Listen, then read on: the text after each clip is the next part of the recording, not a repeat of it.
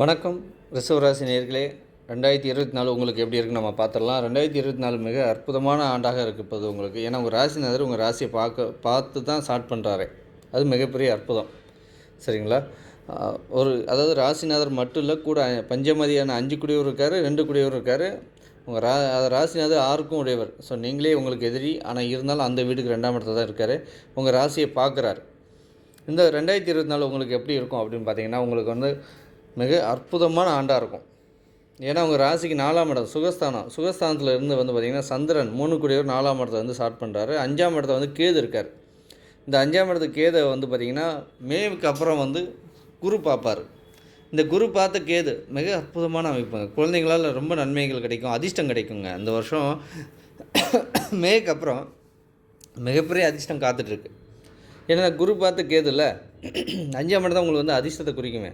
உங்களுடைய ஒரிஜினல் ஜாதகத்தில் பாருங்கள், உங்களுக்கு தசாபதிகள் புதன் தசை நடந்திருக்கு அப்படின்னா உங்கள் லக்கணத்துக்கு 5 குரு திசை நடந்தது. இப்போ 5ஆம் இடத்தை குரு பார்த்து கேது 5ஆம் இடத்துல இருக்குது, மிகப்பெரிய யோகமாக அமையும். அதிர்ஷ்டம் அதிர்ஷ்டம் கிடைக்கும். சரிங்களா? ஸோ அதே நேரத்தில் பார்த்திங்கன்னா உங்களுக்கு 7ஆம் இடத்துல உங்கள் ராசிநாதர் இருந்து 5 குரு பார்க்குறாங்க. 8ஆம் இடத்துல சூரியன் செவ்வாய் இருந்து ஆரம்பிக்கிறாங்க இந்த வருஷம். அவங்களால உங்களுக்கு எந்த வகையிலும் பாதிப்பு கிடையாதுங்க. நீங்கள் சூப்பராக இருப்பீங்க. அடுத்து 10ஆம் இடத்துல சனி பகவான் தொழில்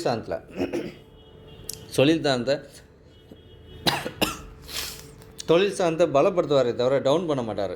சரிங்களா? இந்த வருஷம் பார்த்திங்கன்னா மிக மேன்மையான அமைப்பை கொடுப்பார் இந்த சனி பகவான் உங்களுக்கு.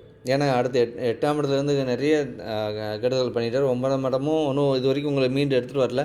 இந்த 10ஆம் இடத்துல தான் இப்போ தான் கொஞ்சமாக படிப்படியாக இம்ப்ரூவ்மெண்ட் வரைக்கும். இப்போ லாஸ்ட்டாக 2 மாதம் உங்களுக்கு சரியில்லை.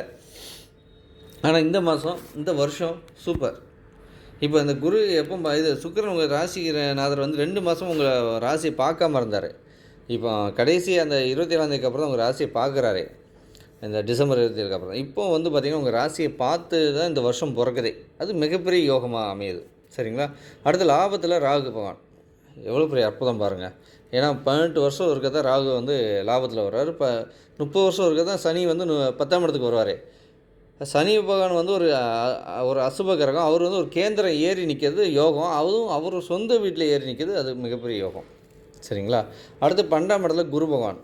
இந்த குரு 8 குடியவர் 12ஆம் இடத்துல இருக்கலாமா? தாராளமாக இருக்கலாம். அடுத்து பார்த்திங்கன்னா உங்களுக்கு மே மாதத்துக்கு அப்புறம் ராசிக்கே வருவார். உங்களுக்கு 8 குடியவர் 12ஆம் இடத்துல இருந்து 8ஆம் இடத்தை பார்த்து அங்கே இருக்க கிரகத்தையும் பலப்படுத்துகிறார். 8ஆம் இடத்தையும் பார்த்து உங்களுக்கு அதிர்ஷ்டத்தையும் பலப்படுத்தி கொடுக்குறாரு. அது யோகமாக இருக்கும். சரிங்களா? ஏன்னா 8ஆம் இடத்துலேருந்து 6ஆம் இடத்தையும் பலப்படுத்துகிறாரு. 4ஆம் இடம் சுகஸ்தானத்தையும் பார்க்குறாரு. சுகஸ்தானமும் நம்ம உடம்பு ஆரோக்கியம் இதெல்லாமே மே மாதம் வரைக்கும் ரொம்ப மேலோங்கி நிற்கும். அடுத்து 5ஆம் இடத்தை தான் பார்ப்பார். அடுத்து போயிட்டு 5ஆம் இடத்தை போகும். ராசிக்கு வந்தால் கூட 5ஆம் இடத்தை பார்ப்பார். இந்த ரிஷப ராசிக்கு உங்களுக்கு என்ன நடக்கும் அப்படின்னா, அதாவது 2 விதமாக உங்களுக்கு ராசி பிரிச்சிடலாம்.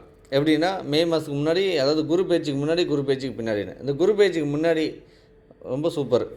சரிங்களா? என்னென்னா மறைஞ்சிருந்த குரு 8ஆம் இடத்து அதிபதி மறைஞ்சிருக்காருன்னா அது யோகம் தாமே தவிர இது கிடையாது. அப்போ உங்களுக்கு 100 மார்க் போடலாம். அடுத்து உங்கள் ராசிலே வராரு. அப்போ எத்தனை மார்க் போடலாம் பார்த்தீங்கன்னா 80 மார்க் போடலாம். ஏன் ராசிலே வந்தால் 80 மார்க்கு? இந்த ராசிலே வரக்கூடிய குரு பகவான் பார்த்திங்கன்னா உங்களுக்கு என்னதான் இருந்தாலும் 8 குடியவர் அவர் 8 குடியவர் அந்த பாதக வேலையும் கொஞ்சம் செஞ்சுக்கிட்டு தான் உங்களுக்கு நல்லதையும் செய்வார். அதாவது சின்ன சின்ன அவமானங்களையும் அசிங்கங்களையும் கொடுத்துக்கிட்டு தான் உங்களுக்கு நல்லது பண்ணுவார். ஏன்னா உங்கள் ராசினார் சுற்றி வருவார். ஆனால் இவர் அந்த 8ஆம் இடத்த ஒரு வருஷம் உட்காந்துருவார். அதாவது ராசியிலே உட்காந்துருவார். 8ஆம் இடத்த அதிபதி ராசிலே. இந்த 8ஆம் வீட்டு அதிபதியும் லாபாதிபதியும் குரு பகவான் தான். லாபத்தையும் கொடுத்துக்கிட்டே கொஞ்சம் நெகட்டிவ் பண்ணுவார். சின்ன அவமானங்களை கொடுப்பார். நம்ம ஒரு இடத்துக்கு நம்ம இது முடிஞ்சிடும், ஒரு வேலை முடிஞ்சுன்னு நினைப்போம். அங்கே போனதுக்கப்புறம் தான் தெரியும் அதில் ஏதாவது நம்ம தப்பு பண்ணியிருப்போம். அந்த இடத்துல ஒரு அவமானம் கிடைக்கும். ஸோ அந்த மாதிரியான வேலையும் செய்யும். ஏன்னா நம்ம பாசிட்டிவ் மட்டும் சொல்லக்கூடாது, நெகட்டிவ் நம்ம சொல்லணுங்கிறனால தான் நம்ம சொல்கிறோமே. ஸோ குரு ராசிக்கு வந்தால் ராசி யோகம். ஆனால் அவர் 8 குடியவர், அவருடைய வேலையும் செய்வார். குரு அவருடைய காரகத்துவம் சூப்பர். ஆனால் ஆதிபத்தியம் அது நெகட்டிவ். ஸோ 8 குடியவர் வேலையை கண்டிப்பாக 8ஆம் அங்கே ராசியில் உட்காந்து செய்வார். ஆனால் என்ன தான் அவர் நெகட்டிவ் பண்ணாலும் இந்த ராகும் சனியும் உங்களுக்கு நல்ல பலமாக இருக்கனால அந்த நெகட்டிவ் பண்ணுறதுக்கு சப்போர்ட்டான ஆள் கிடைக்க மாட்டாங்க. அதுதான் அங்கே விஷயமே. குரு செய்யறதுக்கு ரெடி. குரு இப்போ நம்ம ஆணையிடுவோம், குரு ஆணையிடும். ஆனால் செய்யக்கூடிய வேலைக்காரன் யார் பார்த்திங்கன்னா, செய்யக்கூடியவங்க சனி ராகு தான் செய்வாங்களே நெகட்டிவான காலகட்டத்தில். ஆனால் அவங்க நெகட்டிவ் பண்ணக்கூடிய இடத்துல இல்லவே இல்லை. அப்போ அவர் யாரை வச்சு வேணால் இந்த செவ்வாயை வச்சு தான் செவ்வாய் ஏதாவது இடவிடமான இடத்துல இந்த ஒரு வருஷத்தில் இடவிடமான இடத்துல போய் உட்காரும்போது தான் உங்களுக்கு ஏதாவது சின்னதாக நெகட்டிவ் வரும். சரிங்களா. அது நம்ம மாத பலன் நம்ம போடும்போது நம்ம சொல்லுவோமே, சரிங்களா. அதனால் நீங்கள் ஒன்றும் பயப்பட வேண்டாம். நம்ம மாத பலன் மாதம் மாதம் நம்ம போட்டு தான் இருக்கோமே. அப்போ வந்து ரிஷப ராசிக்கு எப்படி இருக்குன்னு நம்ம சொல்கிற வச்சு நீங்கள் கணிச்சிக்கலாம். ரெண்டாவது, உங்கள் ராசிநாதர் எப்போல்லாம் மறையிறாரோ அப்போ தான் குருவாலையும் பலமாக வேலை செய்ய முடியும். ராசிநாதர் வந்து நீசமாகும் போதும் ராசிநாதர் மறையும் போதும் தான் உங்களை குருவால் வந்து ஒன்று கெடுபலனை அதிகமாக செய்ய முடியுமே. ஸோ அதுவும் ஒரு காரணம். ஸோ அதெல்லாம் வந்து நடக்காது. ஏன்னா ராசிநாதர் தான் உங்களுக்கு சுற்றி சுற்றி வராரு. இந்த வருஷம் வரக்கூடிய வருஷத்தில் நீசமாகும்போது குரு பார்வையில் இருப்பார். அப்போ கூட வந்து அவரால் நெகட்டிவ் பண்ண முடியாது. ஸோ அதனால் வந்து ஓரளவு நம்ம சமாளிச்சுக்கலாம். குரு ராசிக்கு வரும்போது 80 மார்க்கும், குரு 12ஆம் இடத்துக்கு இருக்கும்போது 100 மார்க்கும் நம்ம போடலாம். ஸோ இந்த ராசி உங்கள் ரிஷப ராசி இந்த வருஷம் எப்படி இருக்குன்னு பார்த்தீங்கன்னா, லாபத்தில் இருக்க ராகுவால் மிகப்பெரிய மேன்மையான அமைப்புகள் இருக்குது. ஏன்னா ஆன்லைனில் பண்ணுறவங்க, ஆன்லைன் பிஸ்னஸ் பண்ணுறவங்க, ஷேர் மார்க்கெட்டில் இருக்கவங்க, அதே நேரத்தில் வந்து பார்த்திங்கன்னா உங்களுக்கு திடீர் அதிர்ஷ்டம் நிறைய கிடைக்கும். அதே நேரத்தில் யூடியூபரு, அதாவது சினிமா லைனில் இருக்கவங்க, இவங்க எல்லாருமே மேன்மையான அமைப்பில் கொடுக்கும். ஏன்னா ராகுவால் கிடைக்கக்கூடிய நன்மைகள். அதேமாதிரி விவசாயம் பண்ணுறவங்களுக்கும் மேன்மையான அமைப்பை கொடுக்கும். ஏன்னா சனி 10ஆம் இடத்துல இருக்காது. அப்போ இதுலேருந்து என்னென்னா எல்லாமே இதுக்குள்ளேருந்து ரிலேட்டிவாக தானே, தொழில் தான் தானே போகுமே. அதனால் மொத்தத்தில் சூப்பர்னு நம்ம சொல்லிடலாம். ஏன்னா உங்களுக்கு மேரேஜ் நடக்கலையா இந்த டைமில், அதாவது 5ஆம் மாதத்துக்கு அப்புறம் மேரேஜும் குழந்தைகள் இந்த மாதிரி விஷயங்களில் நன்மைகள் நடக்கும். அதுக்கு முன்னாடி வரைக்கும் உங்களுக்கு பிஸ்னஸ் ரீதியாக எல்லா நன்மைகளும் கிடைக்கும். அந்த ராசியில் வந்து குரு வந்ததுக்கப்புறம் பிற்பாதியில் உங்களுக்கு வேணுங்க அடுத்த கட்டத்துக்கு, அதாவது வந்து மேரேஜ் லைஃப்லும் சரி, குழந்தைகளை கிடைக்காதவங்க குழந்தைங்களும் சரி, அதே மாதிரி வந்து பார்த்திங்கன்னா உங்களுக்கு வந்து ஒரு அங்கீகாரம், கௌரவம், இது எல்லாமே வந்து பார்த்திங்கன்னா குரு ராசிக்கு வந்தோடனே கிடைக்க ஆரம்பிச்சிடும். அதாவது சின்ன மைனஸும் கிடைக்கும், ப்ளஸ்ஸும் கிடைக்கும்.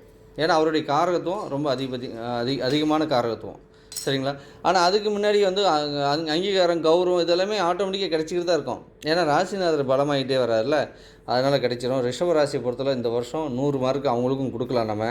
ஏன்னா எந்த வகையிலையும் பாதகாதிபதியான குரு பகவான் 12ஆம் இடத்துல இருக்குது யோகம். ராசிக்கு வந்து 7ஆம் இடத்தை பார்த்தாலும், அதாவது அவர் வந்து 9ஆம் இடத்தை பார்த்தாலும் பலம் ஆகும். 5ஆம் இடத்தை பார்க்கும்போதும் பலம் தான் ஆகுமே தவிர நெகட்டிவ் ஆகாது. என்ன ராசியில் தான் கொஞ்சம் சின்ன மைனஸ் பண்ணிகிட்டே வருவார்.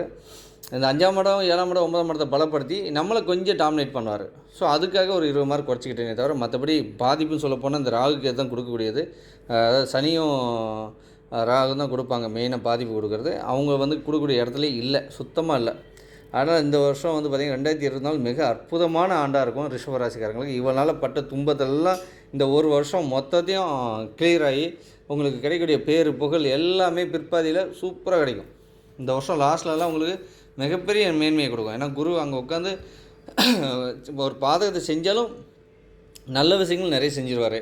உங்களுக்குன்னா அங்கீகாரம், கௌரவம் இது எல்லாத்தையும் அப்படியே மேலவங்க எக்ஸலண்ட்டாக செஞ்சுட்டு போயிடும், சரிங்களா.